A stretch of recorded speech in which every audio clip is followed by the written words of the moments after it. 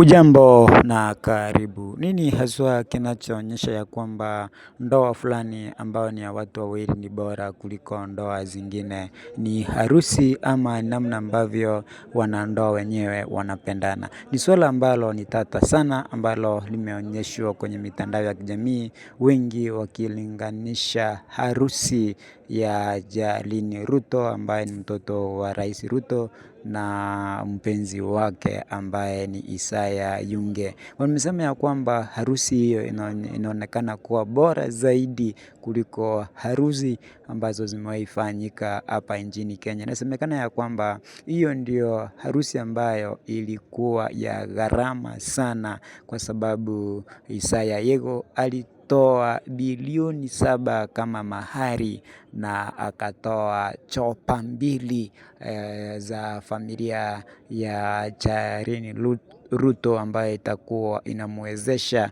kufanya kampeni mnamo mwaka 2027. Pia alinunua pete ambaye iligharimu milioni 56, kitu ambacho hakijaifanyika hapa Kenya na labda na wengine, na akatoa na